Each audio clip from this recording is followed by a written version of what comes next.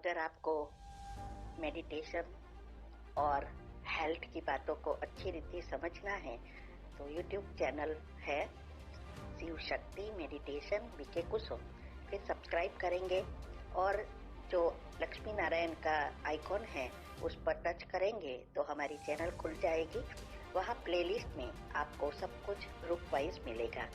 साथ साथ like share और कमेंट भी कीजिए, इससे आपका दुआ का खाता बढ़ेगा, बुद्धि का ताला खुलेगा और आप जल्दी जल्दी आगे बढ़ सकोगे। ओम शांति।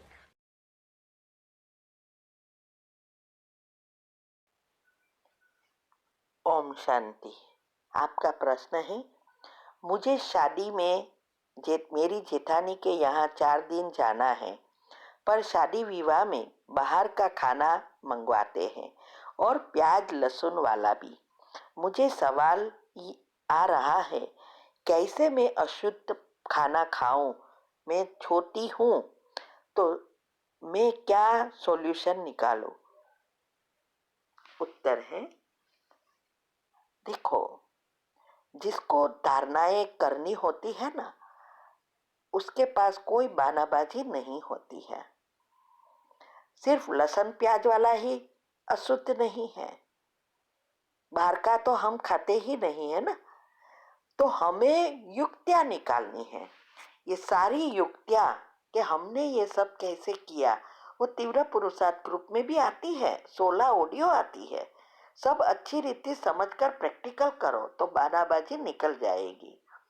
और ऐसा भी नहीं है कि ऐसे ही पर्वत माना जल्दबाजी से करने बैठ जाना है। हर जगह पर युक्तियां निकालनी है, योग युक्त और युक्ति युक्त करना है। तो हमने ब्रह्मचर्य तक की सब युक्तियां बताई है जो हमने प्रैक्टिकल किया है। तो आपको तो किसी के घर जाना है, वो भी आपके जेठानी के यहाँ, तो क्या आप खाना नहीं पका सकती? है ना? कई बार ऐसी जगह होती है जहां आप खाना भी नहीं पका सकते, लेकिन यहाँ तो आप पका सकते हैं। और हमारे तो देखो, बच्चों के भी शादी हुई है तो उसके भी ससुराल वाले हैं, उसके घर में भी कई प्रसंगों में जाना पड़ता है, शादियों में जाना पड़ता है, 15-15 दिन रहना पड़ता है, 4 दिन भी नहीं, तो भी हम मैनेज करते हैं। तो ये हमारे खुद के ऊपर है। ये पार्ट 2 है। तो हम भी शादियों में जाते हैं तो हम क्या करते हैं, हम थोड़ा घर से ऐसा बना के ले जाते हैं जो बिगड़ता नहीं है, ड्राई ड्राई थिंग्स, और वहाँ चांस मिले उस अनुसार खिचड़ी या राइस एंड दाल ऐसा कुछ बना लेते हैं। ऐसा करके हम 2-2 3-3 वीक रहते हैं। और अभी एक बार तो हम होटल में हमें जाना पड़ा 15 दिन के लिए, क्योंकि फैमिली वाले ऐसे सोचते थे कि हम बाहर जाने के लिए ही ना बोलते हैं। तो वो लोग ने एनिवर्सरी के लिए स्पेशल बच्चों ने रखा, तो वहाँ ही खाना पीना सब फिक्स था। और दूसरा ये प्रॉब्लम ये था कि हम यहाँ से भी कुछ खाना ले नहीं जा सकते, क्योंकि प्लेन में कुछ भी अलाउड नहीं था, छोटी हैंड बैग लगेज ही अलाउड था। तो 15 दिन का कपड़ा ही उससे ज़्यादा हो गया था। तो वहाँ भी हमने फ्रूट्स एंड सैलेड खाया, क्योंकि वो वहाँ अवेलेबल था। तो ऐसे आपने जो भी फिक्स किया है कि क्या बाहर का खाना है क्या नहीं खाना है, उस अनुसार एडजस्ट करना है। तो आपको भी, आप तो घर पे ही जा रहे हो, तो सुबह में उठ के दोनों टाइम का बना लो ना, या फ्रूट्स और सैलड ले जाओ या वहाँ से ले लेना। तो एक समय फ्रूट्स वगैरह खा लो, एक समय ऐसे राइस और दाल बनाकर 2-3 दिन की दाल साथ में बना लो, राइस और वो एक समय खा लो। ऐसा कुछ करना है ना। अगर जिसको भी ये धारणा में पक्का रहना है तो कोई ना कोई युक्तियां निकालते हैं। तो ये बहाना नहीं होना चाहिए कि वहाँ तो लहसुन प्याज वाला होगा, मैं कैसे खा सकूंगी। और थोड़ा भूखा भी रहे तो कोई प्रॉब्लम नहीं है, हेल्थ के लिए भी अच्छा है ना। तो ऐसा एडजस्ट करना है। बाकी आपके ऊपर है क्या खाना क्या नहीं खाना, कौन सी आपकी कैसी धारणा है, उस अनुसार सब कुछ कर सकते हैं। ठीक है। ओम शांति। ओम शांति। आपका प्रश्न है, हमारे घर में गीता पाठशाला खोलनी है तो क्या करें, कोई डिसर्विस ना हो जाए, क्योंकि मम्मी के संस्कार के कारण मम्मी ज्ञान में नहीं है तो वो बहुत गुस्से होती है, गालियाँ देती है, तो इसके लिए क्या करें। उत्तर है, देखो, हर एक चीज की एक ही दवा है, योग का प्रयोग।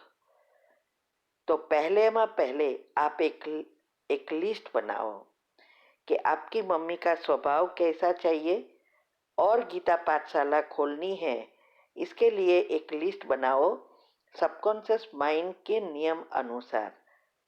जैसे आपको चाहिए कि आपकी मम्मी सहयोग दे, तो आपको ये सोचना है कि ये आत्मा बहुत अच्छी है, बहुत समझदार है, अब उसको समझ में आ गया कि ये भगवान का कार्य है, उसने अभी ये बहुत खुश है ज्ञान से, और गीता पाठशाला खोलना के लिए हाँ कर दी है, और अब हमारे घर में गीता पाठशाला खुल गई है, बहन रोज आती है, क्लास कराती है। ऐसा ऐसा जो आपको चाहिए वो लिस्ट बनाकर सारा दिन करना है। और सुबह में 5 मिनट की जो कमेंट्री है उसके बाद 21 बार सोचो कि घर में गीता पाठशाला खुल गई है। और पावरफुल अमृत वेले के बाद इस आत्मा के को क्षमा की कमेंट्री करो, और क्षमा याचना करने के बाद जो आपने गीता पाठशाला के बारे में लिखा है जैसे वो सब हो गया है ऐसा सोचना है। एक ही जगह एक ही समय बैठकर स्थान पर करेंगे, माना एक समय और एक स्थान रखेंगे तो जल्दी सफलता मिलेगी, क्योंकि डिसर्विस होवे तो ऐसा कोई कार्य नहीं करना चाहिए। वैसे भी आप सेंटर वाले बहन को भी चाहिए और वो भी योग कर रही है, तो बाबा को पता है कि क्या करना है। तो बाबा अगर गीता पाठशाला कल पहले थी तो वो जरूर खोलेंगे, आप बस सकाश देते रहो। और हाँ, एक भी नेगेटिव चिंतन नहीं आना चाहिए कि मम्मी ऐसी करती है, ये करती है, गीता पाठशाला खोलनी है लेकिन ये ऐसे कैसे खोले, ये नेगेटिव एक भी नहीं विचार आना चाहिए। जो आपको चाहिए वही सोचना है। और इसके लिए हमने यूट्यूब ऊपर रखा है, सबकॉन्शियस माइंड के 10 नियम अच्छी रीति फॉलो करना है, योग की विधि कैसे करना है सब रखा है, तो वो आपको करना पड़ेगा, तब होगा। ठीक है। Om Shanti. When you were tapping here, hypothalamus gland की अभी बात हुई थी हमारी, जो क्वीन ऑफ योर बॉडी है, जो क्वीन ऑफ योर बॉडी है। जब आप यहाँ पे उसको हल्के हल्के हाथ से टैपिंग कर रहे थे, it was releasing multi million of fresh hormones. So आप जब यहाँ पे टैपिंग करते हो, डेली सुबह उठ के सिर्फ 1 मिनट हल्की हल्की टैपिंग करनी है। जब आप हाइपोथैलेमस ग्लैंड को अपने कंट्रोल में ले लेते हो तो पूरा दिन आप अपने अनुसार चल सकते हो, वरना वो आपको चलाएगा। तो आपको ध्यान रखना है कि when you do tapping, exactly कान के बराबर ऊपर, कान से सीधा जाएंगे, सेंटर फिंगर जहां मिल रही है, slowly come down, see the centre point. Can you see the centre point? जहां पे ब्राह्मण की चोटी शुरू होती है वहां पे आपको करना है ये टैपिंग एक्सरसाइज। जब आप ये टैपिंग करते हो आपकी मेमोरी पावर शार्प हो जाती है। Any kind of mental related problems, brain related problems, focus of mind, distraction of mind, ये सब प्रॉब्लम्स आपकी सॉल्व हो जाती है जब आप हल्के हल्के यहाँ टैपिंग करते हो। आपने जब यहाँ पे टैपिंग किया, आपका साइनस, माइग्रेन, हेडेक आपका खत्म होता है। बहुत ही आराम आ जाता है जब आप यहाँ पे टैपिंग करते हो। उसके बाद आपने अपने चीक्स पे किया, this will glow the face, this will glow the face. उसके बाद आपने किया tapping on the neck area. Neck में कहीं पे भी थायराइड की कोई भी प्रॉब्लम है आपको, let it be hypo, let it be hyper, आप जब यहाँ पे करते हो टैपिंग, आपका थायराइड ग्लैंड एकदम ही नॉर्मल होना शुरू हो जाता है। उसके बाद आपने शोल्डर पे एंड अपने थाइस पे टैपिंग किया, 1 2 1 2। सर्वाइकल से रिलेटेड जितने भी प्रॉब्लम्स थी आपकी, आप जब यहाँ टैपिंग करते हो आपकी सर्वाइकल प्रॉब्लम खत्म हो जाती है। And when you are tapping here, जब आप थाइस पे मारते हो तो आपके थाइस में जो सर्कुलेशन की कमी थी, when there was some kind of small small clots होते हैं, ब्लड क्लॉट्स होते हैं जो हमको नहीं मालूम होते हैं। वेरिकोस वेन्स में जो भी पेशेंट को है, दे नो वेरी वेल कि यहाँ पे सांप की तरह चलते हैं सारे वेन्स, दिखते हैं उनको।